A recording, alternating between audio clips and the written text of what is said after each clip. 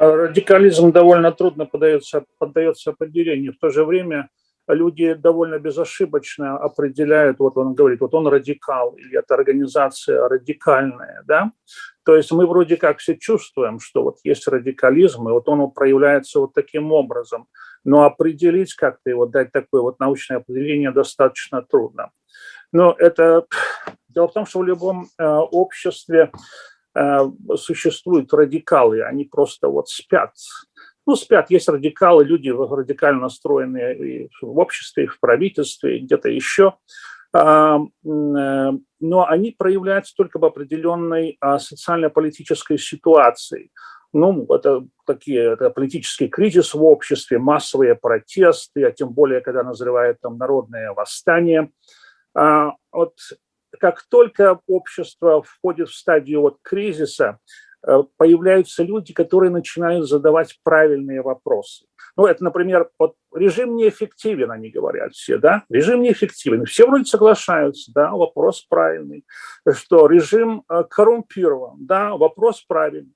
Но когда вот эти вот люди, которые задают правильные ответы, начинают искать вопросы, правильные вопросы, когда они начинают предлагать ответы на эти вопросы, тут общество как-то оно втягивает голову, а власть настораживается. То есть похоже, что вот ответы, с ответами никто не согласны или этих ответов боятся. Ну, типа, долой режим, долой тирана. Ну, долой там, все пошли дальше по своим делам. Да? Радикалы получают какую-то поддержку только тогда, когда общество, или они выходят на арену только тогда, когда общество активизируется. Причем это относится и к правым радикалам, и к левым радикалам. Ну, правые радикалы, это они базируются, значит, их философия, их идеология, это базируется на каком-то национальном мифе. Ну, а левые радикалы, это извечная человеческая мечта о равенстве, так? В общем-то, объединяет и правых, и левых радикалов знаменитая формула, которую вот вывел когда-то Лео Троцкий, который, известна его знаменитая формула «движение – все, цель – ничто». То есть радикалы – это движение, вот по движению, вот люди хотят что-то делать. И вот и правые, и левые, как только возникает соответствующая ситуация, они выходят на арену и что-то пытаются делать. И вот тут-то возникает вот такой интересный вопрос. Так а в чем разница-то между радикалами и экстремистами? Вот некоторые радикалы, как только начинается такая, как мы привыкли говорить, революционная ситуация, да, они, их начинают сразу обвинять в экстремизме. Почему? Потому что дело все упирается в том, как разные радикалы относятся к проблеме или к вопросу о насилии. Если они отвергают насилие, вот радикал остается радикалом, он и будет, значит, заниматься дальше тем, чем он раньше занимался, задавать правильные вопросы, но и не давать правильных ответов. А другие переходят туда, куда или что определяется как экстремизм. Вот что такое экстремизм? Экстремизм – это это отношение к насилию.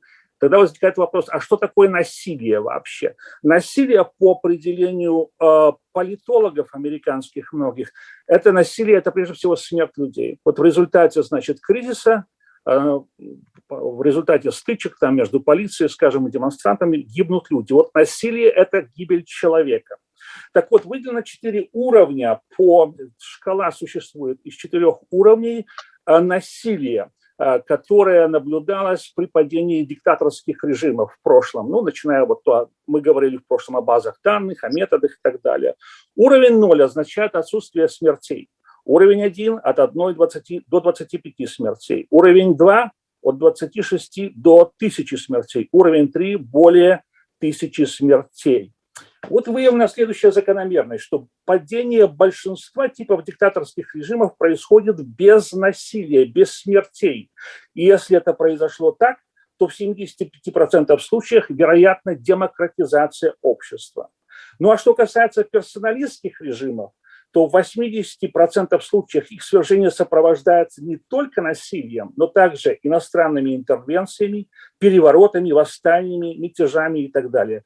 И демократизация, вероятность ее, значит, только в 20% случаев. Что произошло в Беларуси после 9 августа? Вот кто экстремистский, да, кто экстремистом является в Беларуси? Ну, насилие, по уровню насилия, значит, после 9 августа 2020 года, Беларусь где-то попадает на уровень 2, это от 26 до 1000 смертей. Но это не только люди, которые мы все знаем, что эти люди убиты, но и люди, которые пропали без вести и так далее и тому подобное. Это наверняка это несколько десятков человек. То есть применил кто насилие? Вот после 9 августа 2020 года. Кто применил насилие? Значит, демонстранты никого не тронули пальцем. Применил насилие господин Лукашенко, который является нелегитимным правителем. То есть, таким образом, он является таким вот левым радикальным экстремистом. И вероятность отстранения от власти вот таких режимов, опять же, вот посмотрите на режим в Венесуэле, очень низкая, если она стремится практически к нулю. Чем еще отличается экстремизм от радикализма? Радикалы, члены какой-то организации. Членство в организации, не больше, не меньше. А экстремизм – это несколько другое. Он предполагает такое вот присоединение к чему-то, типа помолвки, если хотите. С точки зрения этого различия Лукашенко, его семья, ближний круг, и вся вертикаль, которую, собственно говоря, он строил самолично, она удовлетворяет вот этому нашему понятию левого радикального экстремизма. Кто в Беларуси применяет насилие против мирных граждан и их групп по политическим, идеологическим и религиозным причинам? Почему я задаю этот вопрос? Потому что это, в общем-то, определение терроризма. Кто занимается манипуляцией населения с использованием атак в кибердомене, например? Кто похищает иностранных граждан на территории третьих стран, кто перехватывает и принуждает к посадке иностранный самолет с иностранными гражданами для ареста политических оппонентов. Кто это делает? Это делают кто? Демонстранты? Или их уже нет сейчас на улицах? Или это делает режим? Это делает режим. Почему? Потому что он нагнетает страх, он хочет держать население в страхе, и он хочет сломать население. То есть вот этот терроризм – это одно из ключевых понятий терроризма.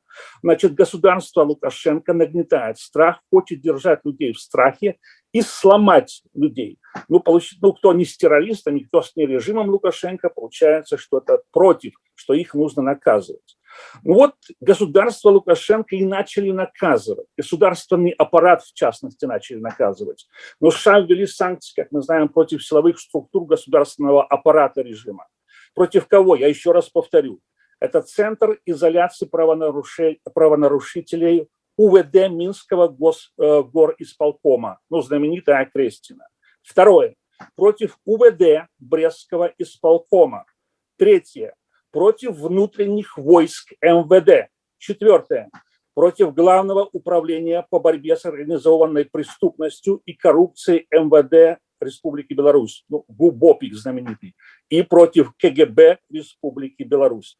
В Республике Беларусь по определению мы имеем дело с государственным терроризмом, когда вот эти силовые ведомства, значит, на основе применяют насилие против мирных граждан. Мы имеем государственный терроризм в Беларуси. Спасибо.